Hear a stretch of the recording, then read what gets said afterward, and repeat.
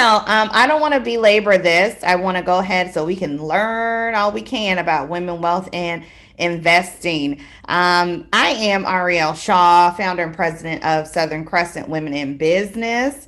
And this morning we have the opportunity to talk directly with Carolyn Frazier of Edward Jones. Again, we are live. We're Women, Wealth, and Investing. What women need to know to properly secure their future. We do a lot of, we work a lot. We just want to make sure that we are strategic and where we're putting our time and how we're investing our dollars. There are only 24 hours in a day. And if you have really aggressive goals as to what type of wealth you want to have, you do know, or you should know, or you will find out that you're not going to be able to do that properly without investing. You want to be able to make money while you're sleeping, just because, again, it's only 24 hours in a day. So again, I am Ariel Shaw, founder and president of Southern Crescent Women in Business. We are a conglomerate of women-owned businesses and women in business. The goal and mission behind Southern Crescent Women in Business is to provide foundational support for women-owned businesses and women in business in the Southern Crescent. We currently have 3 active chapters. And we have created a network where women can do business with each other and increase the viability and sustainability of their businesses. Again, this morning we have Miss Carolyn Frazier of Edward Jones. She's the daughter of West Indian immigrants, born and raised in New Jersey, and earned a bachelor's from Rutgers University and moved to Georgia in 1993. She married her husband Neil in 1995 and had 2 bright and beautiful sons, Wes and Andrew. Carolyn is a member and supporter of the local Chamber of Commerce, her church, sorority, local school, and other entities. She services clients all over the United States, but she is grateful to work and serve where she lives. Her hobbies include love of music, is a self-proclaimed foodie, I am as well, and a golfer in training. She can help you realize your wealth and financial goals. So I'm going to turn this over to Miss Carolyn Frazier. Carolyn, please take it away. Good morning, ladies. Ariel, I was looking at the picture of me then on what you just had up on the screen versus my picture right now, and we can see what COVID has done to my face over the last Oh, year. you look good. I appreciate it, but thank you. So good morning, ladies. I am thrilled, as always, to be here and to talk with women, with professional women. A little additional, and I have talking points, y'all. Just this is very informal, and I have talking points to keep myself on task because I will go off and on a tangent. But I was recruited to become a financial advisor 8 years ago by my own advisor. I've been a client of Edward Jones since 1996. And at the time was in a career that was very frustrating to me, and expressed that to my advisor, who said, well, why don't you consider doing what I do for a living? And I said, my degree is not in finance, and, I don't have that background and experience. And as he explained it to me, note, I said as he explained it to me, you have to learn all that stuff anyway. You got to get licensed. You cannot be a financial advisor without learning the stuff. So you got to study, you got to get licensed. This is more about providing information and helping people. And so after prayer and deliberation, I left my job and my paycheck because, I worked for somebody and had a salary. And so stepping away from that, as many of you know, is a little scary, and you take a risk. But again, after took lots of conversations with my husband and my family, prayer and meditation, and here I am. And I love what I do. I am extremely passionate about what I do, especially in working with women. And here's why. So we as professional women, we are really good in our sphere, right? We know what we know, and we know it really well. And I'm all about that because I am very much a stay in my lane person in terms of knowing what I know and honing my own craft. But I also have found that professional women, we make money, but we don't necessarily know what to do with it. A lot of us make lots of money and don't have assets and don't have savings and don't have investments, or have stuff that's just kind of out there and we don't really know what it's doing or why. And you know, as someone who is married, I love, my husband is my favorite person, right? I'm happily married, but he makes money, I make money. So if we both make money, we both need to have a hand in what's going on with it and understanding it and knowing what we have. Do we have stuff? If we do have stuff, what is it? Why do we have it? What is it? What does it do? So I just want to, like I told Ariel a little bit before everybody logged on, I just want to provide enough information to make us more dangerous than we already are. You don't need to be an expert in investing. You know, I don't do my own hair. I don't change my own oil. I don't like stuff that I don't know about. I'm not trying to dabble in because I let the experts do what they do. And like I said, I'm gonna do my best to hone my own craft. So I just want to provide enough information so that you know what you're doing. Let me see. So I work in terms of investing, securities investing, stocks, bonds, mutual funds, that kind of stuff. I don't do real estate investing, or investing in any other, you know, anything outside of securities. I'm securities licensed. So I can't give you any advice in terms of anything outside of securities. I will say that everything that I do as an advisor and working with clients is based on goals. Everything. I cannot and will not make a recommendation to anybody outside of, I need to understand what is it that you're trying to accomplish? What is your goal? I need to understand what your goal, what's most important to you. Are you doing anything towards that goal right now? How do you feel about risk? That's an important conversation to have in terms of investing your money, because a lot of folks are like, well, I don't want to lose any money, but I want to make a lot of money. And that's cool, but that's typically not how it works. You have to be willing to take risk. The more risk you're willing to take on, the greater the potential rewards. And everything I'm talking about, y'all, is of course in a grand scheme, but the greater the risk, the greater the reward. So, you know, keep that in mind. If anything sounds too good to be true in terms of investing, it probably is. Keep that in mind. I am not an accountant. I'm not an attorney. So I can't give you tax advice. I can't give you legal advice, but especially if you're a business owner, you need to have a team of us, a great attorney, a great accountant, and a financial advisor who work with each other and with you in terms of making sure your business is straight. You do not want a tax bill, or an unnecessary tax bill. You want to make sure your taxes are right if you are a business owner, because if they are not, that could potentially, you know, it could mess you up. So you want to make sure that you've got a team of professionals who are all working together for you to help you keep as much as you can legally, keep as much as you can in terms of what you're making, and to reduce your tax liability. That is very important. So we as women are different. As Ariel said, we're different than men. We have different things to consider. And I want to put up on the screen just a couple of fact or fiction questions. All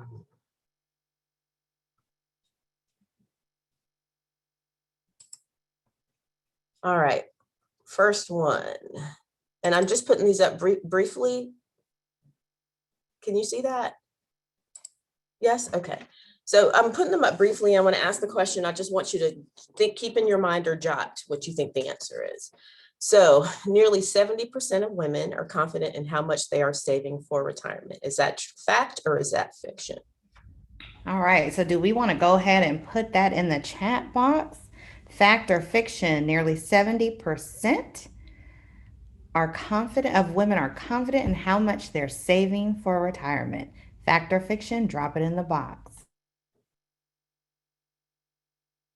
I'm going to give you a few seconds and then I'm going to go to the next one. Nearly 70% of women are confident in how much they're saving for retirement.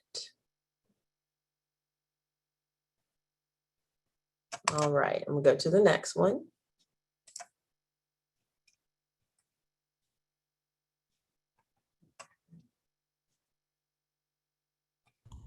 All right, so most of you ladies think it is fiction. Interesting. Okay.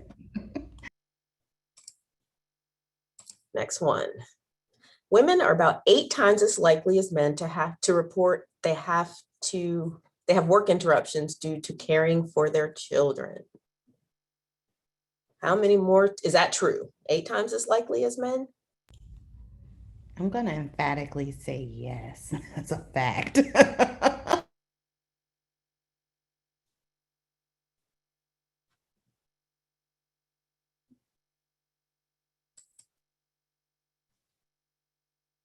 Are we dropping that in the chat also? Yep, they're dropping it in the chat and it is coming out as fact. Oh, but then there's one that says fiction 10 times. Okay. All right, here's a good one. Nearly 40% of women are the primary breadwinners in their family.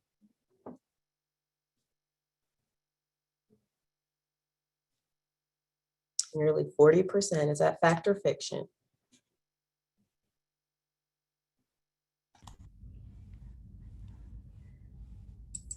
They're actually saying it's more than Okay. 40%. Yeah. Really smart. Very smart. Okay.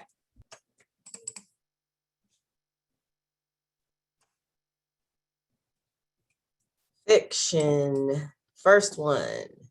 Nearly 70% of women are confident in how much they are saving for retirement. Only 51% of women are confident in how much they're saving for retirement. So this is not true. A little bit, a smidge over half. So roughly half of women are confident in how much they are saving for retirement, right? Okay, my second one was about women being 8 times as likely to have work interruptions based on caring for their children. That is a fact. And I'm going to insert another monkey wrench into this. If you are a Gen Xer like me, there also comes the challenge of, this is just children. This is not including if you've got parents that need care. That is that's a separate thing. That's on top of this for women, more so than men. So, something to think about.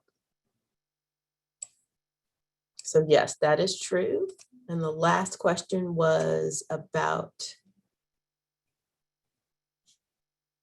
40% of women being the primary breadwinners in their family. That is fiction. Somebody drop in the chat and tell us what is that actual number.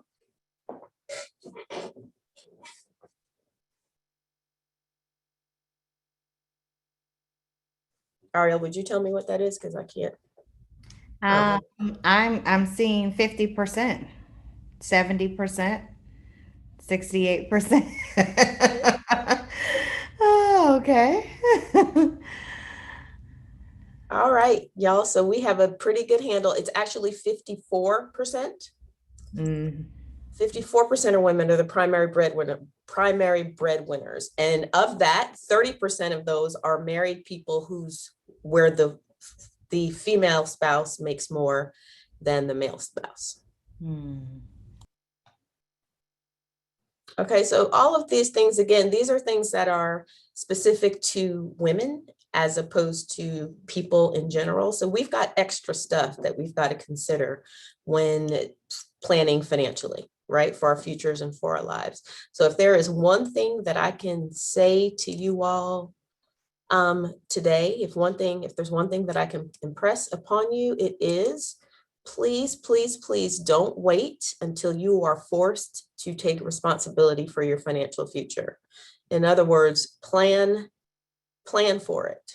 Plan for your future. We can't always predict what is going to happen and how it's going to happen, but for sure you want to plan accordingly. Make sure you have plans for it. So I want to touch on a couple of different topics.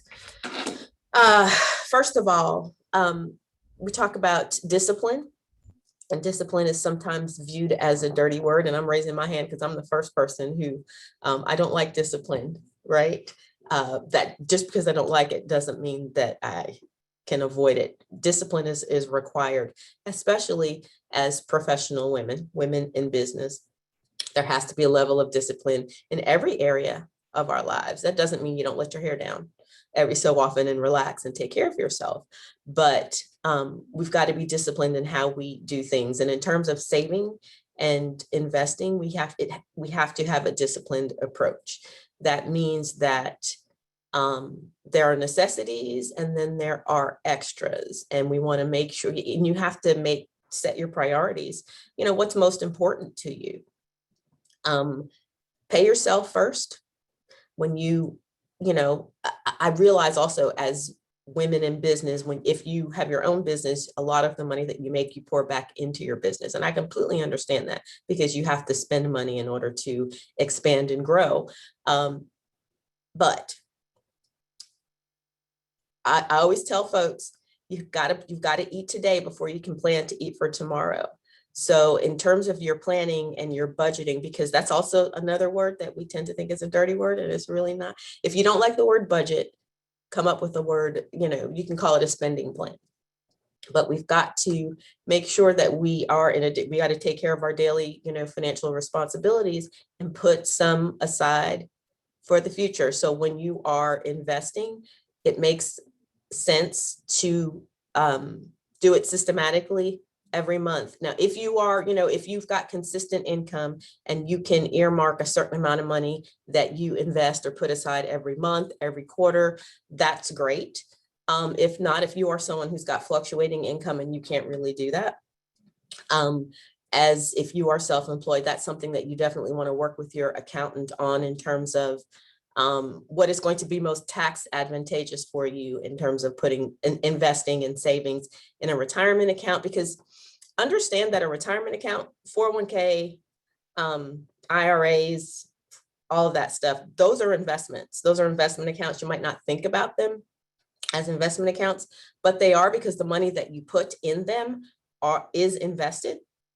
So if you didn't put a 1 in the chat in the beginning when Ariel asked that question, if you have a 401k that you are actively participating in, then you are investing for your future. So you could put your 1 in the chat right now if you want to, but that is considered an investment.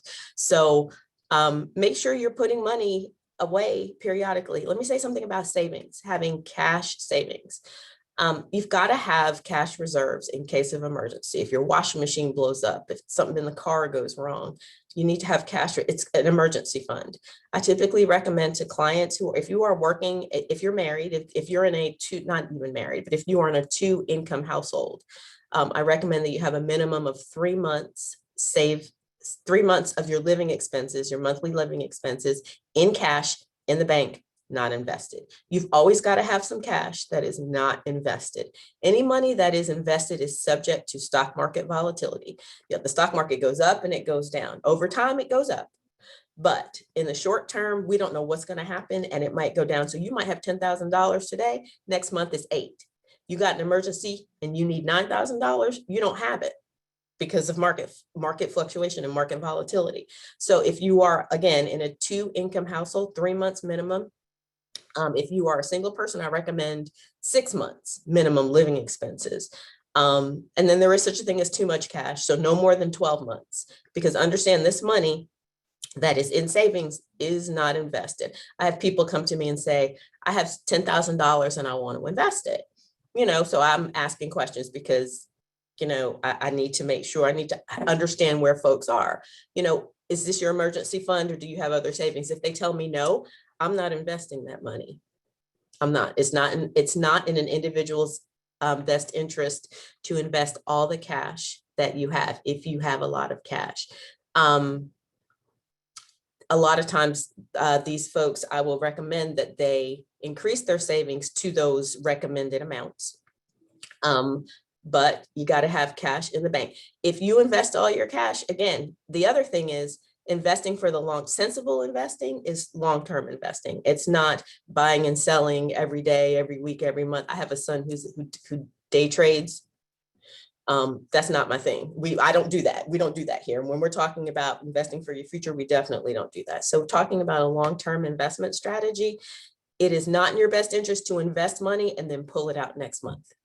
You've got to give, because you pay money when you invest in some way, shape, or form. Even if you think you don't, it costs you money to invest. And that's not a bad thing, but you've got to leave it invested to recoup what you've spent and also give it time to grow. So if you don't, or if you have money invested and then you go pull it out because something happened, even if the market's up, you are doing yourself a disservice. So you want to make sure that the money that you are investing can sit and stay and let it do what it do, so that it will grow for your future and help you down the line. So you got to have your emergency fund, your retirement. I am a chartered retirement planning counselor. And so my specialty here in my office is helping people who are about to retire or who are recently retired, making sure that your stuff is essentially enough to allow you to live the kind of life you want to live until, your last days. You don't want to outlive your money. A lot of folks, not a lot, some folks are afraid of investing because of market volatility. Please understand, if you are working with an advisor, you need to have, I'm always going to come back to your goals and understanding who you are and what your situation is. It is never a one size fits all situation. If you are ever talking with somebody who does not know anything about you, but they start making recommendations as to how you should invest, how much life insurance you need, things like that, you need to run, because that is an indicator of someone who is not looking out to help you for your best interest. It is someone who is looking to make money off of you. There are questions regarding suitability, or not questions, but the subject of what is suitable for clients, and then also what's in the client's best interest. So I am a fiduciary. So I'm working with my clients. I'm bound by law and have to prove that any recommendations that I've made are in my client's best interest. Unfortunately, my profession gets a bad rap a lot of times because a lot of folks don't trust financial advisors, and I completely get it. Because I come across clients who have products and investments that make no sense, that was not appropriate for them when they got. I'll give you an example. So my mom retired in 2004. And at the time when she retired, she had 2 adult daughters. She had no debt. And she was making good money, and my dad had recently retired also. And so while she was in her 60s, someone, a financial advisor up north, recommended and sold her a term life insurance policy. So life insurance, background, term and permanent. People usually talk about term life and whole life. It's really term life and permanent. Term life insurance and permanent life insurance. Whole life is one type of permanent life insurance. The short differentiation is term life is the cheapest. It will cost you the least to have the most amount of coverage, but it is for a term. And whatever that cost for you is guaranteed for the term of the policy. 5 years, 10 years, 15, 20, 25, 30. You pay the same premium every month for this amount of coverage. At the end of the term, either it goes away or your premiums increase exponentially based on your age at that time. Permanent policies, essentially, they don't go away. They are more expensive for the same amount of coverage, but they essentially don't go away. When you are talking to a 60-something-year-old woman who was close to her, because she got the policies before she retired, within 5 years before she retired, she had no debt, she had no minor children. She was looking to retire and she had other assets. So this person sold my mom a 20-year term life insurance policy. That is not okay. That didn't make any sense. And so when I became licensed and, she allowed me to look at the things that she had. And I said, Ma, why do you have this? And she was like, I don't know. She said, because, the man said I needed it. I was like, you don't need it. And I had her to, after, getting a full picture of my parents' finances, because y'all with West Indian parents know that, your parents ain't telling you all their financial business. That's like pulling teeth. West Indian people do not do that. But anyway, I was able to realized and recognized what all they had going on. I said, Mom, you do not need this. You never should have gotten this. And I said, you can go ahead and let that lapse. You don't have to pay that anymore. She didn't get mad until she realized that the money that she had paid into it up until that point, she was not getting it back, because there is no cash value accumulation in a term policy, right? So she didn't get mad till she realized she wasn't getting her money back. Then she was not happy. And I said, and so that is something, and that happened within my first year in the industry. And so that I always want to treat, especially senior clients, like I want my parents to be treated. And I was mad about it. Why would you, this person made commissions on the life insurance that he sold to my mom. And not to say he didn't earn his commissions. I mean, I'm not saying that it's a bad thing for someone to earn commissions, but it wasn't suitable. He sold it because he knew that she trusted him and he could get her to buy it. And so she did. So, like I said, I was not happy about that. And I don't know. And he knew enough about her situation to know that it wasn't appropriate, but he sold it to her anyway. So just, I don't know how to discernment. I'm not sure. Just, I can't tell you how to determine who is just telling you stuff just for, because it doesn't make sense. Now, term policies are good. They're not bad things to have. A term policy is more appropriate for someone maybe who is younger and has debt and has minor children. And if something happened to them tomorrow, it would be catastrophic for their family. Typically, the younger folks, they don't have as much assets as older folks, and they don't want to pay out a lot. But for the next 20 to 30 years, they want to have something in case something happens. It's not, I do term policies all the time, but what I'm saying is it has to make sense. So I want to, hopefully that difference between term and permanent insurance just made sense to you. And again, I'm not bashing term. I'm just saying it's got to be appropriate. And so again, if someone is making recommendations to you, it has to make sense, and they have to make sure. A red flag, again, if someone is offering you life insurance, investments, things like that, is they need to have conversations with you, a pretty in-depth conversation about your situation. And if they haven't had those conversations, but they're making recommendations for you, make sure that they know enough about you to make a recommendation, because if not, that's a red flag. Okay. Carolyn, one of the questions, I'm sorry, I'm not paying attention to that. I'm sorry, go ahead. it's okay. One of the questions based off the example you gave is what would have been a more appropriate um, plan for your mom and So, why? so, so that's a good question, and I do see that now. Probably if he had asked, and I'm not going to say his name because his name will tip my tongue. If he had asked my mom, for example, what do you have a desire, for example, to leave a large legacy to your children? Do you want to give to a charity? Do you have a need for long-term care? Definitely a permanent policy, not a term policy, because as I described a term policy is you have this term policy because if something happens to you tomorrow, your family is going to be in a financial crisis and they need some money to get them through for whatever. That wasn't her situation. And again, my sister and I have one sister, and we have said to my parents, you spend up all your stuff while you're here. Take everything that you got, you do whatever you want to do. We don't want it. We're going to make our own way just like you did. Because again, my parents did not come from money. Everything that they have, they built. We don't want, you enjoy your life. You've earned it. So there should have been additional questions. So definitely not a term policy, a permanent policy. If she needed long-term care, maybe with a long-term care rider where she can access some of the death benefit beforehand if she had a need for that. But just definitely not a term policy. Term policies for seniors, that gets kind of tricky. I'm not even saying that that's never appropriate, but it's gives me more pause than it is for a 30, 35 or 40-year-old. And she was well into her 60s. Does that answer your question?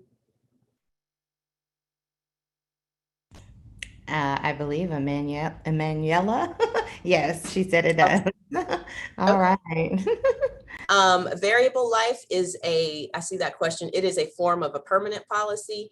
And the short story about variable life insurance, and they're great. I primarily do variable life as permanent because it has variable life insurance policies have sub accounts. In other words, the money that you pay for your premium is actually invested within the policy that creates cash value that you can withdraw on or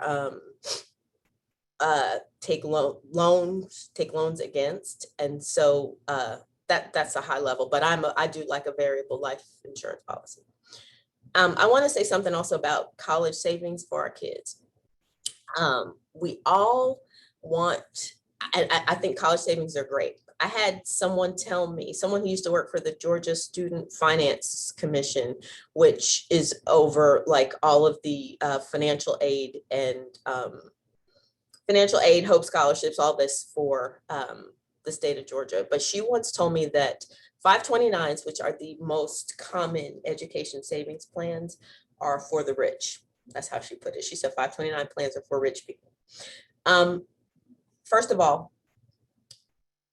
you don't want to not save for your own retirement before you save for your children's college and your children's future. We all know that student loans are the devil, and we do not want our kids to have a lot of the student loans that we have had. I get it. I completely understand that.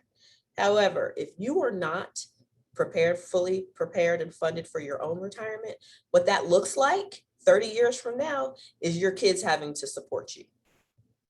You set your kids up and they're great, but then you're gonna have to live with them because you can't afford to live on your own, or they're gonna have to send you money every month. And I don't know about you, but the thought of that really bothers me.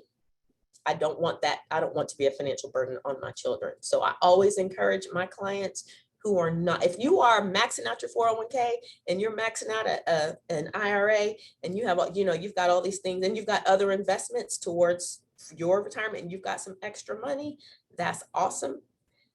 If you don't, I don't necessarily recommend a 529. I have grandparents who do 529s for their grandchildren, and that's great. The reason that this person told me that 529s are for the rich is that when you get to college, you got to have a big fat 529 to cover all of college, because if your child is going to be considered for financial aid is going to count that 529 and the money from the 529 in the FAFSA, which is the financial, it's the thing that everybody who's got college students has to fill out online, reporting the finances for your family for them to make determinations as to a lot of schools use it for scholarships. Everybody uses it for financial aid. That 529 money is going to count as an asset for that child or for you that will count against that child and reduce their eligibility for additional financial aid. So think of that as something to consider. If you got a 529 and it's got a whole lot of money in it where you don't have to worry about the FAFSA, then life is good. But if not, just think about that. And again, grandparents, other relative godparents, aunts and uncles who want to contribute to the child's education, that works out better. Just something to think about. Do not put saving for your child's education before saving for your own future and your own retirement. You're 29 for yourself. That's a little complicated.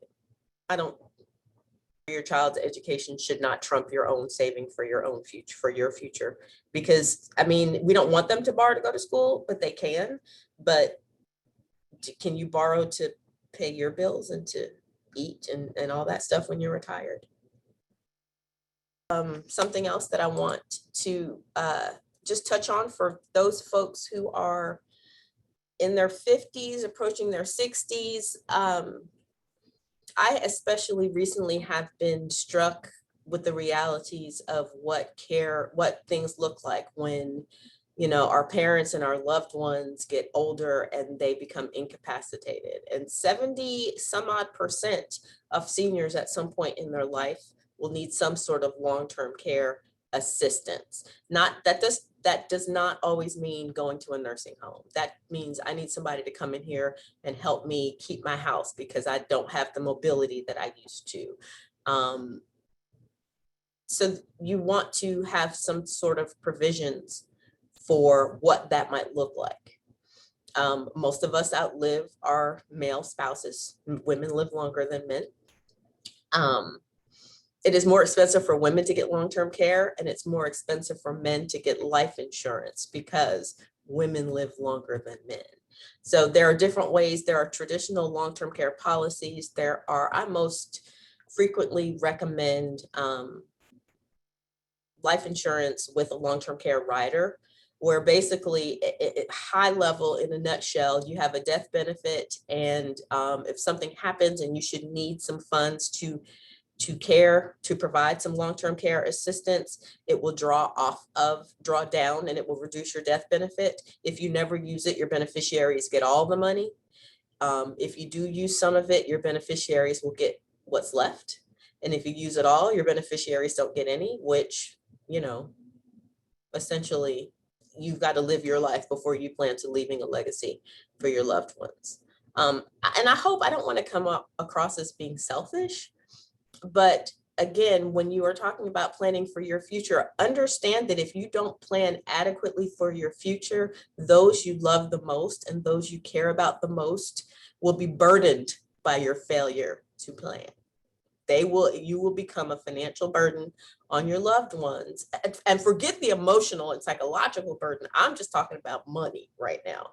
If you fail to plan, your loved ones are going to be left with the burden of caring for you financially. So just think about that. Right.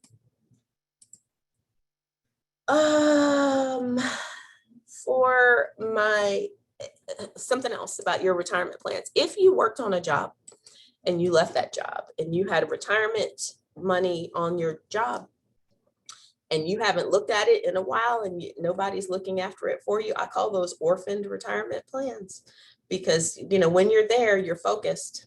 And you're putting money in your retirement plan and you leave it. If nobody's looking after it for you, then what's going on with it?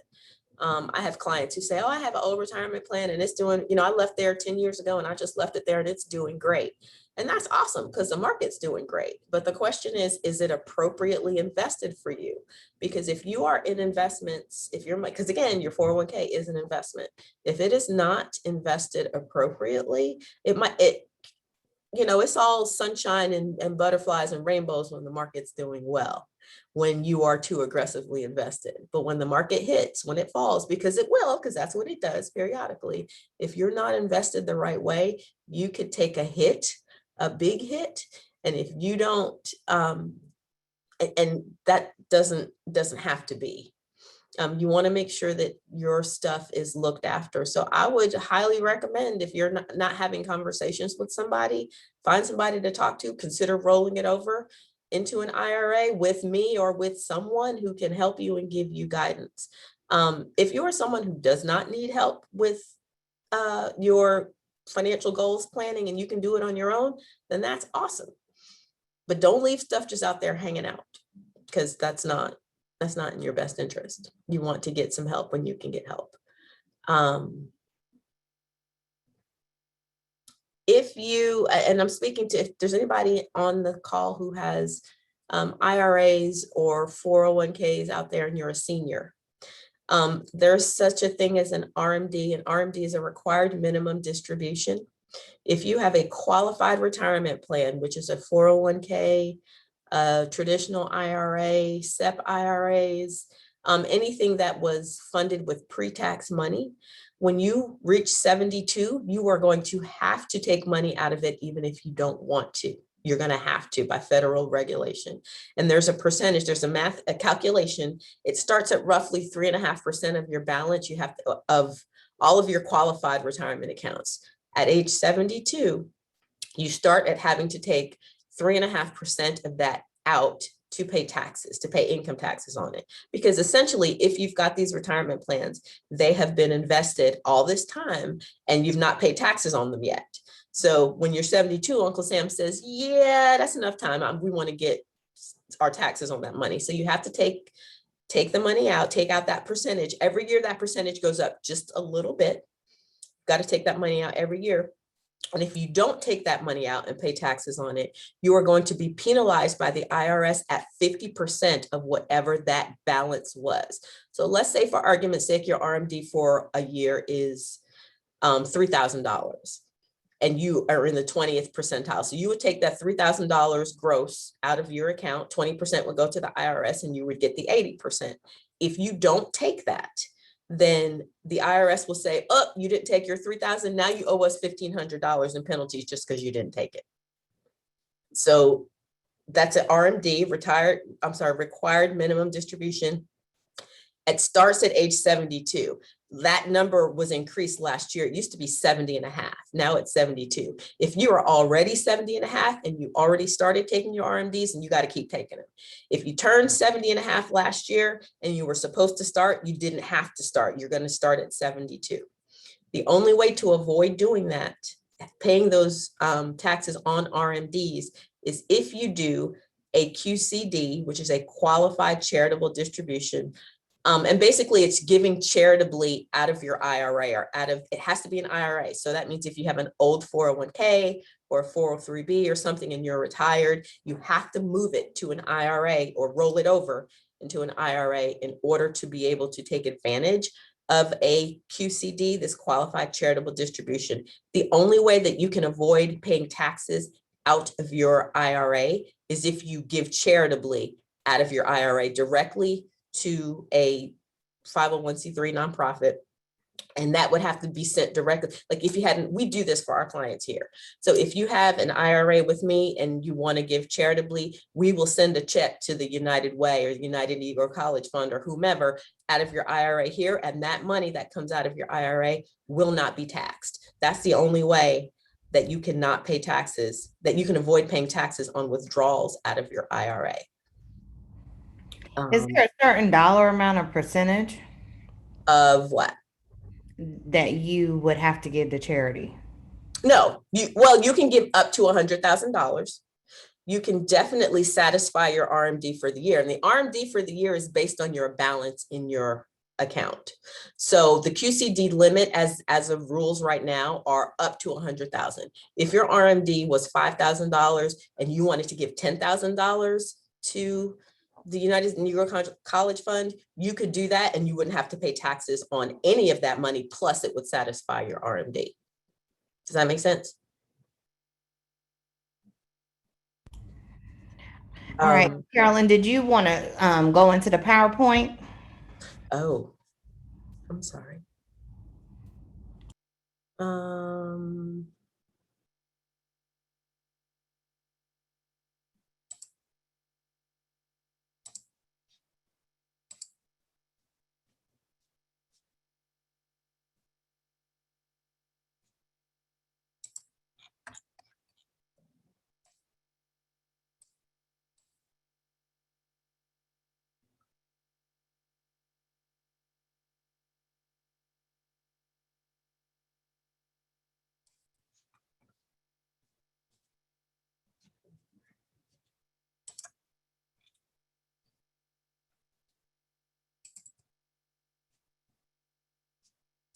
Thank you, ma'am. I do want to mention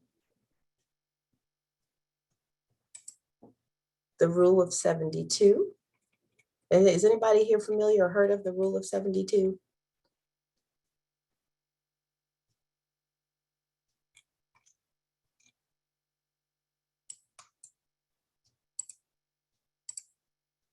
If you've heard of the rule of 72, drop a 1. If you have not, drop a 2 in the chat box.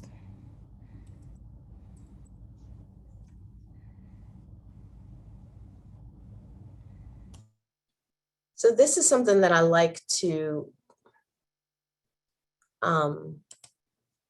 mention when I'm talking to folks about saving for retirement. Well, this is just a PowerPoint for the rule of 72, but I want to show you what it actually entails. The rule of 72 is simply it's a mathematical formula to show you if you invest some money,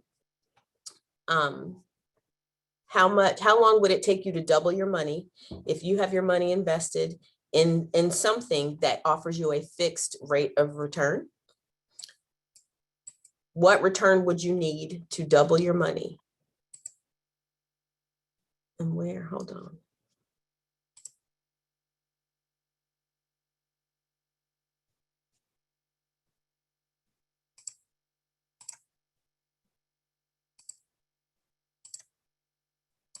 Can y'all see this?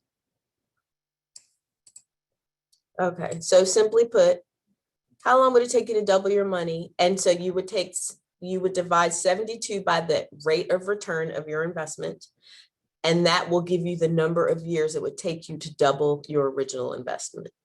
So, and here are some examples below. So for example, if you have an investment that has a fixed rate of return of 5% per year, it will take you 14.4 years to double your investment. If your rate of return is 8%, it will take you 9 years to double your money. And so I want to put that out there because I want to, for those that are not really familiar with investing, I want to give you some perspective in terms of realistically, what can I expect? What should I expect for my returns? Sometimes we have misconceptions that, oh, well, I should be able to double my money in a year or in 3 years. You would need to have a 24% rate of return in order to double your money in 3 years. And that 24% is extremely, extremely aggressive. Your average portfolio, I would say growth focused portfolio, is going to yield you somewhere in the 6 to 7 to 8% range per year. And so you're looking at about, 10 years, a little more than 10 years to double your money if you start off investing with a lump sum. And again, I just want to touch on this to give you some realistic perspective in terms of what should I expect if I have some money and I invest it, and how long would it take to double it? Systematic investing, which is what I mentioned earlier in terms of doing a set amount every month, every quarter, depending on what your situation is. Because when you have a 401k, if you're on salary, you have a 401k and you're putting X amount of dollars in, that is systematic investing. It's happening every month or every time you get paid, the same amount is going in. That's a beautiful thing to do. That money grows exponentially because you're adding to it. It's invested even when the market is volatile. Sometimes it is invested and it's going over time and it's going to grow. Side note about your work retirement, your 401k and your 403bs. Make sure, y'all, if they offer one at your work, participate. If there is a match on your 401k, make sure you know what the match is and make sure you are getting every dollar of that match added to your own contributions.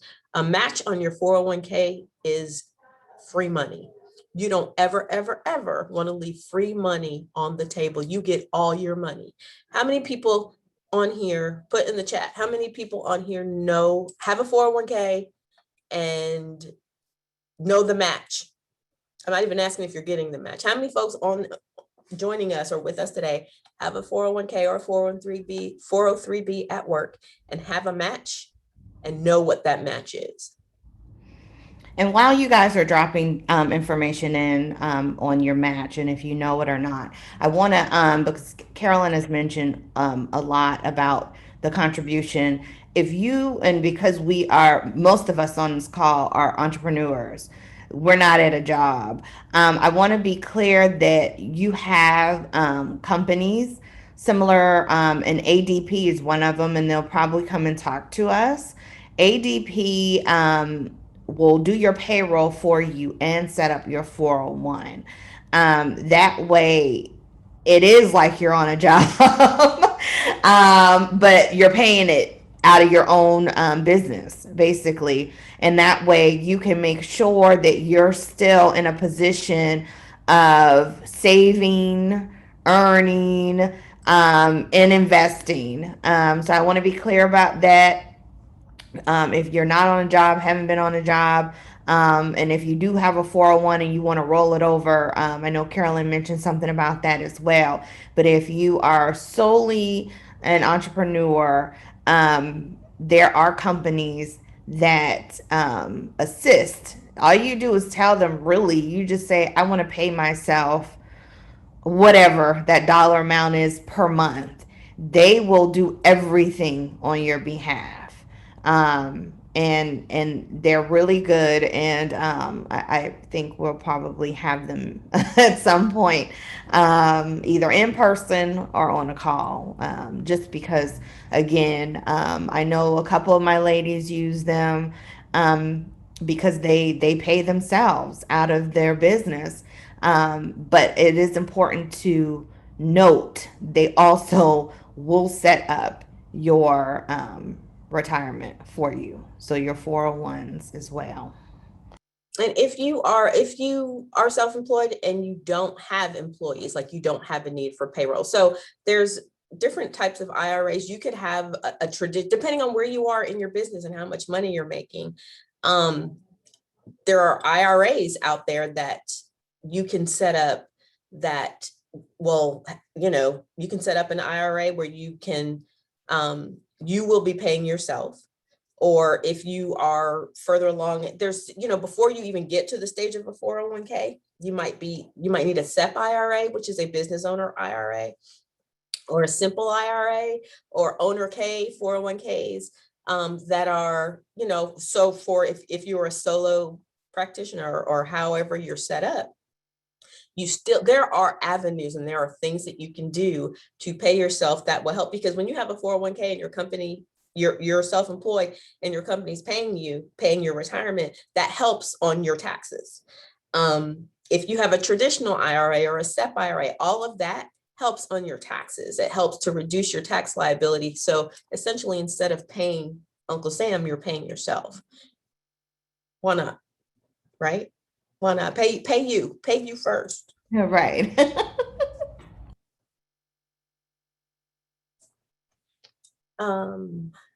Are there any questions that I missed, Ariel?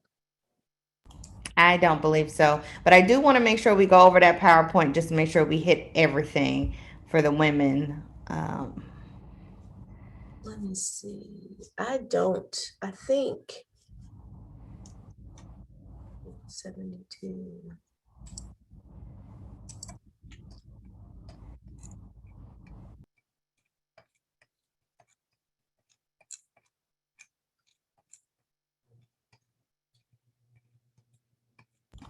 And while you're pulling that, I know, so what we can take away from this so far, guys, is one, even just looking at the rule of 72, your money is not making money, basically not earning anything by just sitting in a savings account unless it's a high yielding savings account. So if those funds are, I mean, granted, Carolyn mentioned what the reserve should look like if you're single and or married. But if you're just earning and putting it in a savings account, and that interest is 1%, it's not working at all for you. Even when you're looking at your investments, I think the key would be, how do we test our tolerance? Is there a test for that, Carolyn? Is there a question that we can ask that, if we can tolerate, what our tolerance level is? So that's a good question, Ariel. I will tell you that my clients, we have a questionnaire. I give my clients a questionnaire and we talk about it. There's 6 simple questions, but there's also, if you are more so, doing stuff on your own and you don't need or want to work with a financial advisor, I would tell you just to go online and Google risk tolerance for investors and find there are, some um, self things out there that you could do, some self tests and questionnaires. And it doesn't take a whole lot, but they're hypothetical questions. And I'll give you, so like I said, my questionnaire has 6 questions. And my favorite question on there is, oftentimes the market volatility is a thing and the market declines. And so let's say hypothetically in a year, your investment account starts at $200,000 and in a year's time, it's 150,000. You went from 200,000 to 150,000, which is a 25% decline. What would you do? There are four answers. First answer is, oh my gosh, pull my money out. Oh my gosh, what is happening? Pull it out, pull it out.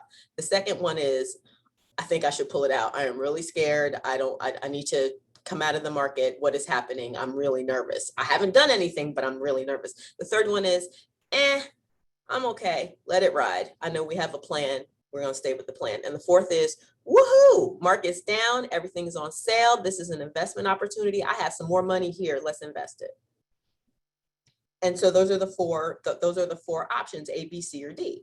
And so that is my favorite question on the questionnaire, because it really does, when you think about what visceral reaction do you have when you, and it doesn't have to be, 200,000, let's say it's 20,000 and you down to 15, right? Like, are you going to be like, what am I going to do? Or on the one end, are you going to say, hey, wait, here's another 5,000 that I have that I'm not needing. It's not part of my savings. I've just been holding on to it. Let's invest that too. When you invest when the market is low, your returns look a lot better than when you invest when the market's high. Now, that does not mean that you should there's never a bad time to secure a good investment. There's never a bad time. But when the market, like last March, when the market bottomed out, for those of you who have investments and knew what happened last March, market dropped about 38%. I have a list of people that I call and I'm like, hey, have you seen the market? You got some more money? And they were like, yeah. And so now, how many months later are we? 17 months later, I'm their favorite person because they have made about 40% since then. And that is not normal. Granted, that is not normal. That is not the norm. But, as a part of investing, depending on how aggressive you are, you understand that the market fluctuates, and it really is a buying opportunity or a time to invest more or start investing when the market is low. That is not always, most people get nervous. Most people are like, oh gosh, the market is low. I want to get out of the market. I want to pull out my investments because I'm nervous and I'm scared. That's a natural reaction, but that's not the way people make money. Right. So let me say this. What I've seen as a shift, I should say, is more women wanting to invest. I don't think I've ever seen it so popular, if that's a word, if that is the word. Um, and I know similar, basically, those who like invested in a Zoom or any digital platform on last March did very well. So I guess my question is, are, so you talk a lot about Roth. So instead of going to like a Robin Hood or any other um, entity similar to that, your thought is if we're talking to you, you do it all on Yes. behalf. Okay, so you would be like, I know AMC, and just not to, I don't want to go so specific about stock, but I know people are looking at AMC now. It's just a conversation that's happening now, currently. Would you be the person that they would talk to versus going directly to a Robin Hood or E Trade or any of that and just buying the stock directly? Um, yes-ish, right? Right. Because first of all, we're always going to, with my client as an advisor, we're always going to talk about what are good opportunities in the market right now. Things that are trending and things that are doing well in the heat of the moment are not necessarily good investments. Like that Okay. whole GameStop fiasco. Yeah. Yeah. So whatever's hot for the moment, things happen, and I am never going to be one to try to time the market, because in those situations, you got to know when to get in and you got to know when to get out. And that's not what I do. That's more like what my son does, with the day trading. I am, again, more so talking to the long-term serious investor. That said, if you have a Roth IRA, you could have a Roth IRA with stock, with AMC in that account. But I'm not a stockbroker, meaning I am licensed to sell securities, but I'm not the person to call. We got a whole thing going on over here, and our focus is, meeting our clients' financial goals. We do priority of what we do, or the majority of what we do, is retirement planning. That doesn't mean we don't do other things, but like I said, my designation is in retirement planning. But if you have a question about a stock, or if you want me to give you what our opinion is on a stock, I can help you with that. But if you say, hey, I just want to buy some Robinhood, not Robinhood, I'm sorry, I just want to buy some AMC, I'm not your girl. I'm a planning person. And so we're going to talk about, is that a good fit for you? Because this whole GameStop thing was insane, right? And I got people who got my risk tolerance questionnaire. If you score a 0, you are completely intolerant. If you score 100, you are completely, let's go for broke. I got people who scored a 5 on their risk tolerance who called me up, talk about, should I have some GameStop? Absolutely not. Absolutely not. It looks really good. It's doing well right now, but this is not for you, because at some point it's going to burst, and then you're going to be really upset. And no, you can't do that with me. I'm not going, I'm not going to sign off on something that I know is not a good fit for my clients. And again, I'm not a stockbroker. So if somebody just wants to buy some so-and-so stock, and that's all they want to do, I'm not even saying, I might have colleagues who do that, but I don't. Okay. So we're looking at the entire picture, the whole plan, and that's where Carolyn Frazier comes in. Yes, ma'am. Okay. All right. So are we moving into the PowerPoint, or what are we doing? We are not. There's stuff on there, and no, okay. we're not. I just kind of want to open it up for some questions or some dialogue from anybody. All right, ladies. So if you have any questions specifically, please drop them in the chat so Carolyn can answer. I see other questions. Okay. So, what would be the first step for a woman business owner to begin the investment in securing future? If wanting some guidance, then call me and let's have a conversation, or reach out. If not me, just reach out to a financial advisor to say, this is, I'm interested in doing so and so. I'm interested in doing this. What do I need to do? And again, there would need to be in-depth conversations about what and I'm sorry, the five, I don't even think did I put up there the 5 money questions for women? Did I ever put that up there? Oh, no, that's why I was asking about the PowerPoint. Did I ever put it up there? I don't even know. No, you didn't. I didn't. Okay. No. I'm sorry. I am sorry, dear. So this is the title, right? The 5 money questions for women are, where am I today? Where would I like to be?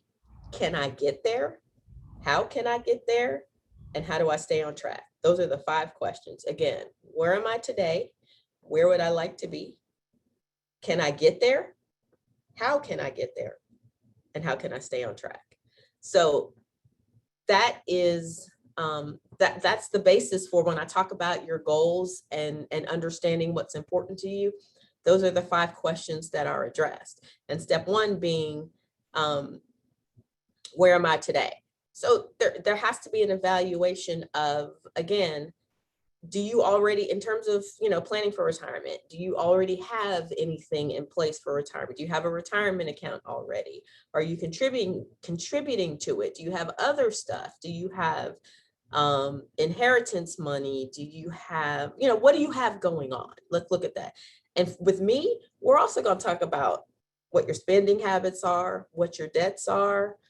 We're going to talk about all of that too, because, debt in general, student loan debt is the devil, but debt in general is the devil. And so lots of us are walking around, y'all.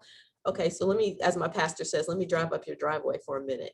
So there's a lot of us out here making a lot of money, driving beautiful cars, living in nice homes, our shoes, our bags are all of that, and we don't have any money in the bank. And that's not good. And I'm guilty of that because I like pretty shiny new things. Like I'm a girl's girl. I like shoes for days. Like really, I do. So I get it, but that's not good. That is not good. There's a concept of the millionaire next door, and the average millionaire in this country drives a 10-year-old Oldsmobile that's paid for, lives in a 20-year-old, 20, 30, 40-year-old brick house on a humble little street that's paid for, has a 401k that's really big, may have some other investments out there, and wearing regular clothes and wearing regular shoes. And I'm a professional, I'll just speak for myself. I am someone who I like nice. I like to look nice. I like to drive nice. I all of that. But I also have come to realize that, and I've had to teach my children, because my children historically have been very enthralled by, ooh, so-and-so lives in a nice house and so-and-so drives a nice car. I'm like, I got good credit. I could do that too. But that's not in my best interest, and it's not in your best interest either. So just because it looks shiny and pretty doesn't mean that the situation is not right. So if we, and I'm talking to myself because I've had to train myself, and talking about budgeting being a bad word, I didn't always have a spending plan, but I have one now because we've got to do better. And I have a quote, I wish I could think of who said it, but the greatest hindrance to wealth building in our country is consumption, which means we consume everything that we make. We are not saving appropriately. We are spending, we consume, meaning we are buying, literally, consuming everything that we make. And so that we've got to pull back on that. And Dave Ramsey, who, if anybody's familiar with Financial Peace University, I agree with 90% of what Dave Ramsey says. And one of the things that he says is live like no one else so you can live like no one else. So basically make some sacrifices today and don't consume everything that you make so that you can put some away so that in the future you've got some financial stability. All right, very good. We have a question on if you're able to suggest any additional resources for small business owners looking to invest, specifically for women who are investing later in life, like their 40s. So Charlotte, if you would send me an email, because I do have some resources, but I need to look specifically for business women. I do have some resources that I'm happy to share. If you'll send me an email, I will respond and I will send that to you. And Ariel, if you want me to copy you on that, I can send it so that you can share Yes, it with anybody definitely. else. Okay, so I will be happy to do that.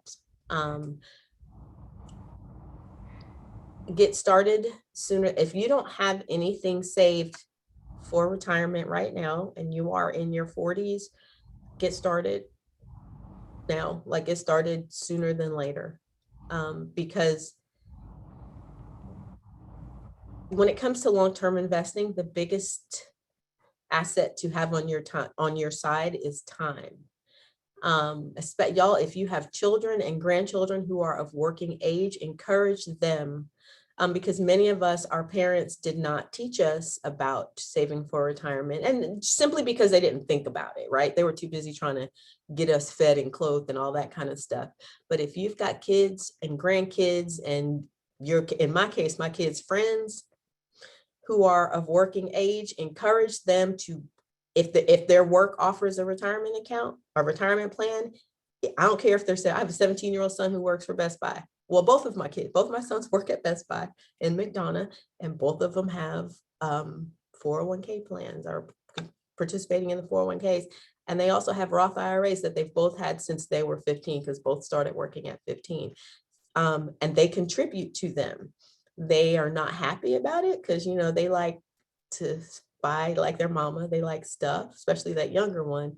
But they have no idea of what benefit it will be to them. And they do it, kind of They're not even thinking about it. Now it's like a bill. Well, they don't have bills, but they know they have to send me X amount of dollars every month or every time they get paid because we've got to make a contribution to their Roth IRA. And again, they're not happy about it, but they don't have a choice and they will thank me later. So if you've got kids, like I said, working age kids, grandkids, get them started on, it doesn't even have to be a Roth IRA. It could just be a regular, just a systematic investing account. So they have in their mind, I know every time I get paid, I need to have some to put aside for my future that I don't touch, and instill that in them, y'all, please.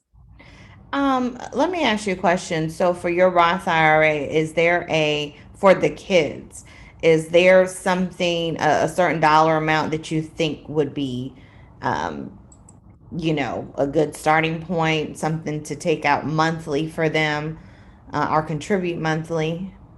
So if they have, no, there is no set dollar amount. Here's what I'll tell you for a Roth IRA. A Roth IRA is a retirement account. It's funded with after-tax money. So it's not pre-tax money, it's after-tax money. And the trade-off is in retirement, you can, anything that's in the account, because it's going to grow over time tax-free. In retirement, anything that's in that account is available to the owner tax-free and penalty-free. They don't have to pay taxes on the withdrawals as opposed to your 401ks and your traditional IRAs. Your Roth IRA is tax-free. And so for kids who don't make a lot of money, it's a really good place to start putting monies in because they're young enough where they don't have, income tax is not heavy on their mind, right? And it's not a concern for them. As of federal regulation this year, people under 50 can put up to $6,000 a year into a Roth IRA. Over 50, you can put up to $7,000 a year. You can put as much or as little as you want, depending on how you start. My kids, we're putting $50 a month. That's all we're doing for each of them. That's what they're doing. You can't put in more than what they make in a year. Because when you talk about, and by the way, there's no age limit. If they're under 18, somebody has to be the custodian of the account because a minor cannot have their own account. So there would need to be a custodian on the Roth IRA. But for example, you've got a 16-year-old who only makes $3,000 in the year. You can't put six. You can only put up to how much they make in the year, but the max is $6,000. And do you set up trusts, or is that I do not set up trust. I set up trust investment accounts, but I set up trust investment accounts after a trust has already been created. And that is an attorney thing. You have to see an attorney to set up a trust. okay? Ladies, are there any more questions for Carolyn? So, what will we take away from this today? So, a couple things.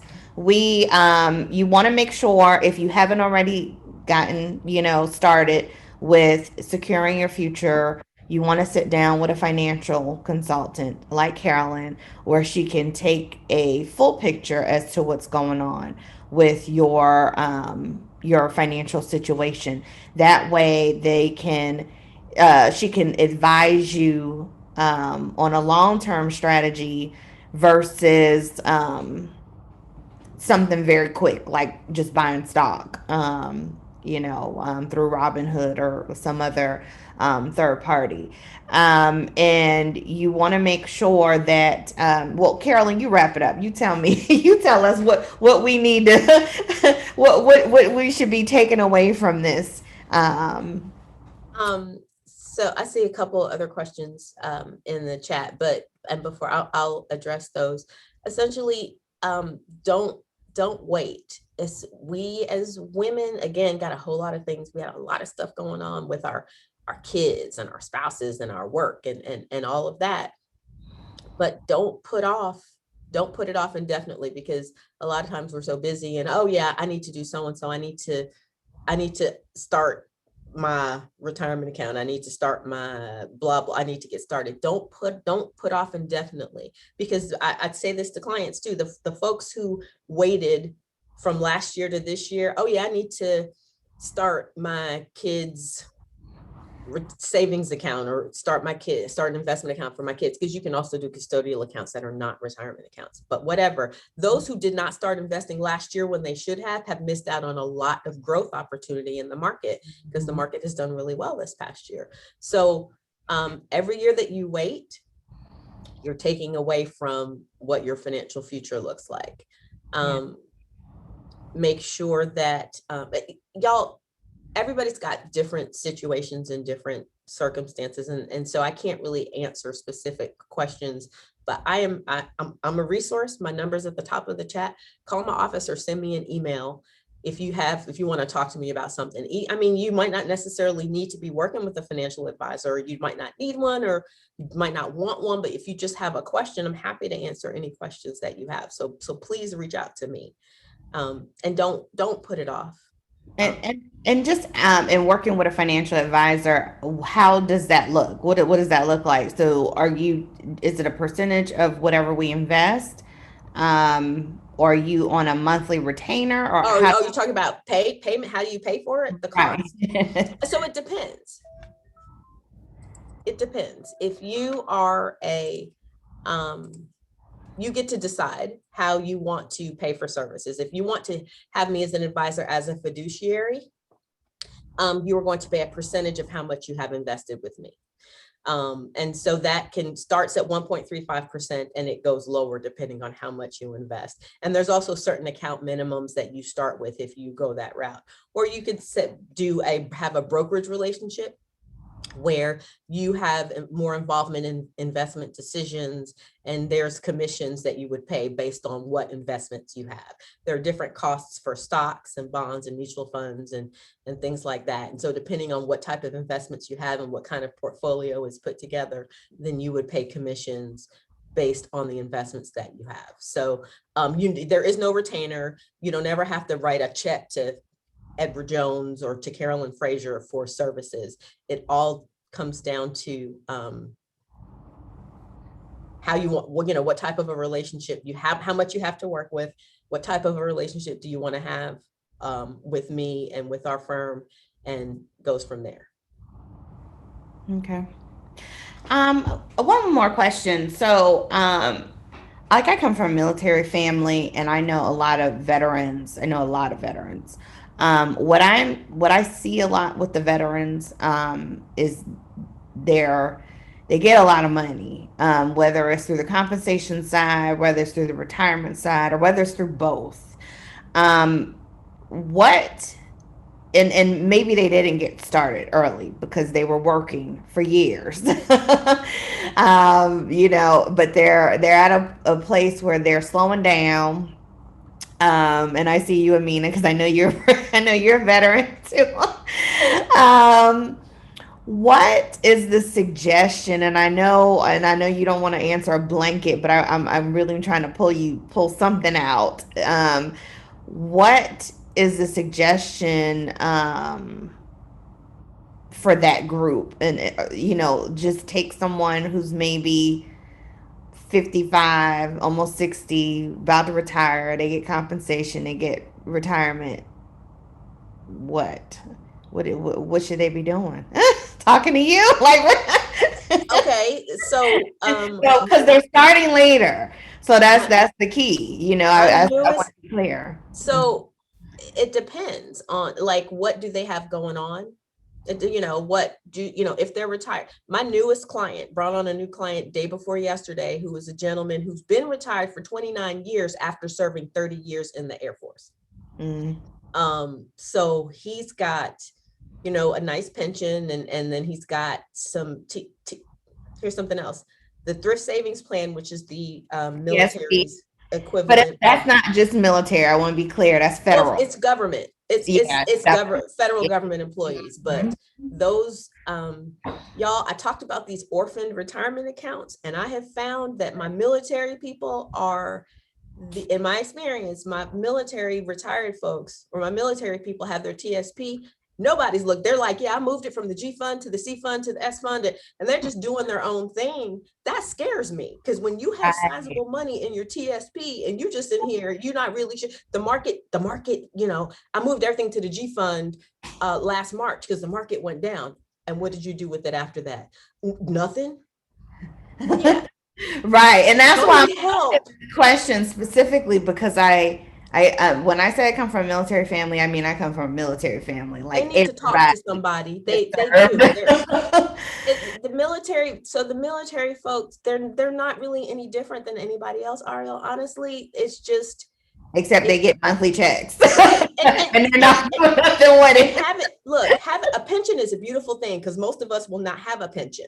Most Yeah. of us will not see a pension. So those folks who are older than us, who are fortunate enough to have a pension, that's a beautiful thing. That's guaranteed income for the rest of your life. But if you got other stuff that is just kind of that you need help to kind of navigate and figure out, do you need to be drawing from your other stuff to supplement your pension? Do you not? What's it doing? What's it who? If they're not talking to somebody about their stuff, and this is not just for military, if they're not talking to someone to give them guidance and help, they need to talk to somebody. Give them my number. I'm happy to talk to them. I mean, Honestly, it's just Amina said, I need help. I know.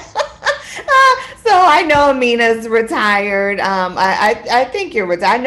I know you served.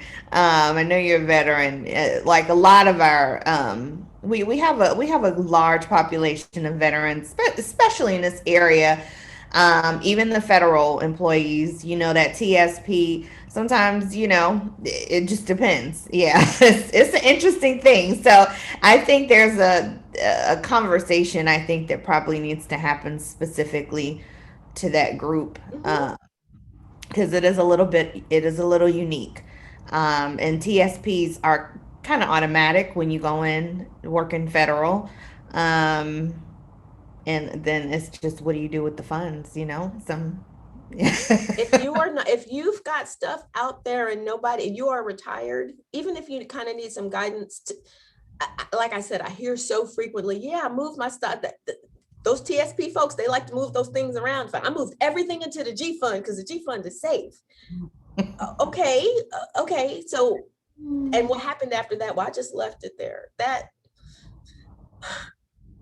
have them call me, ma'am. Okay. All right, ladies. So our women in business, some of our veterans, again, you want to make sure someone is helping you, guiding you, looking at your full picture, not just selling your product. More importantly, looking to see what your goals are. That way they can best determine how best to strategize. Term policies aren't bad, they just need to fit. They need to be appropriate, right? They need to be appropriate. There are riders if for insurance. You want to make sure there are IRAs. You want to make sure that they're a good fit for you. It's not, as Carolyn said, it's not. It's not that It's not that she's selfish, but you want to make sure you're taking care of your situation. Necessarily before your kids. I know that's a hard thing, especially for women. I mean, that's just, it doesn't even, I don't even know if I feel right saying it.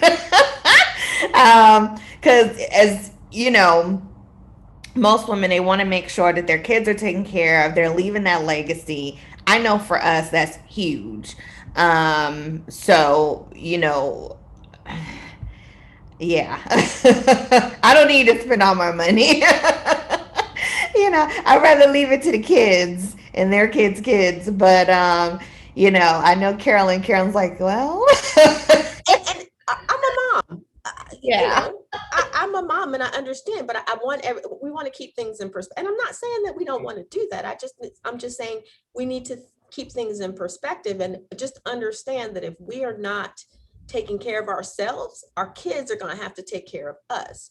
And in that same vein as us being moms and wanting the best for our kids, how many parents on here want to 20 years from now, our kids got to send us money because we don't have enough to make ends, or we are worried about our kids are worried about us because we're not financially stable. That's unfair to our kids. And many of us are in a situation today where that's where we are today. Like our parents aren't good.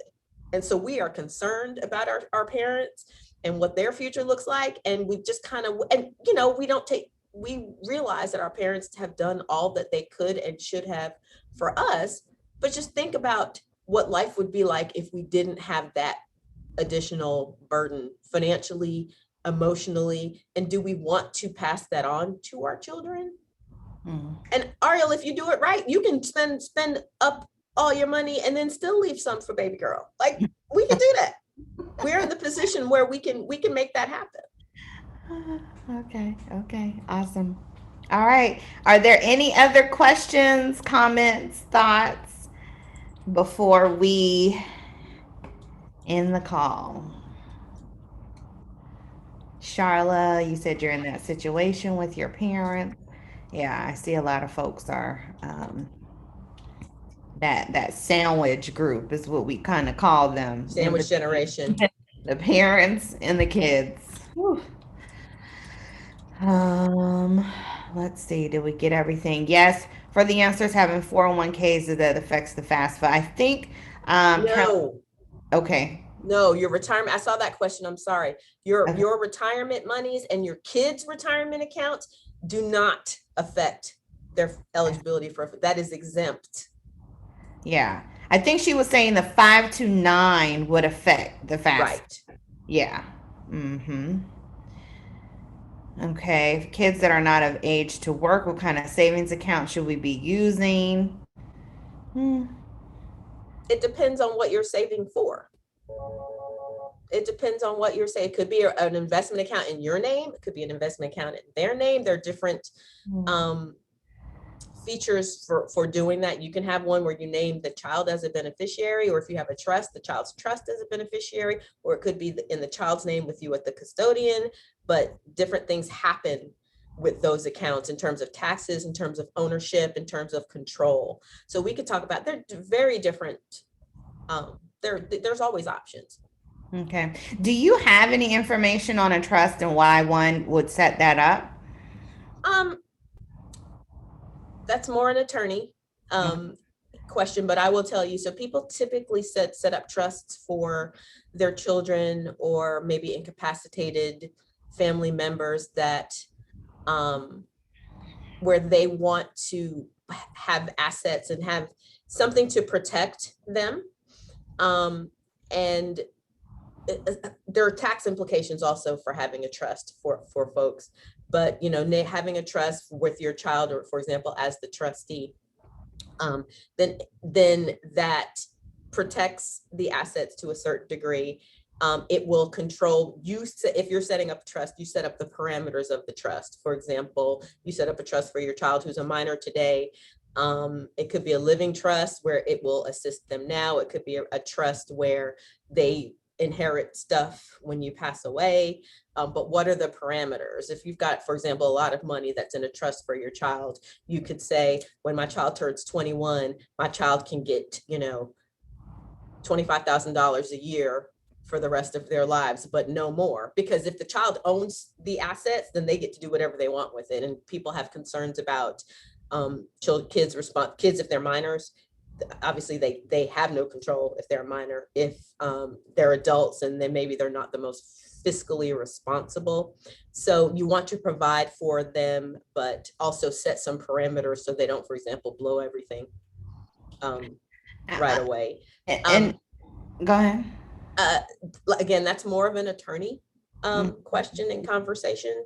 But definitely if you've got But you work in tandem. So if you are a fiduciary and a trust was set up, would you be able to then operate as the fiduciary if something was to happen to that parent and you are then managing the funds for that child, or would that be your role? If So no, I'm a fiduciary in the financial services realm and spectrum. So if there is a trust, the trust itself, like I said, so the attorney or the attorney would be the fiduciary in terms of creating the trust and setting it up. If there are investable assets that you want to be invested to be associated with the trust, that's what I would do. right, that's what I'm asking. Okay.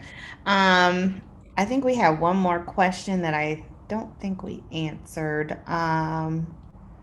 Okay, can you specify what investment products you deal with specifically in retirement planning, i.e., mutual funds, insurance, etc.? That That, and but stocks, bonds, mutual funds, exchange traded ETFs, life insurance, long-term care insurance, disability insurance, um, securities and insurance. And securities again would be stocks, bonds, mutual funds, those kind of things. Okay. All righty. All right, sounds good. Well, I think we got everything. I think we got all the questions. All right, guys. Don't be shy. If you have any more questions, any more comments, let us know. If this webinar has been helpful for you, please drop a 1 in the chat box. If you learned anything new, if you knew everything that was mentioned prior to, drop a 2 because you're on the roll. Again, thank you, Carolyn. She has left her number as well as her email address in the chat box so that you can reach her directly. Again, what I take from this is you need to get started. And just remember, small business, solopreneurs, etc.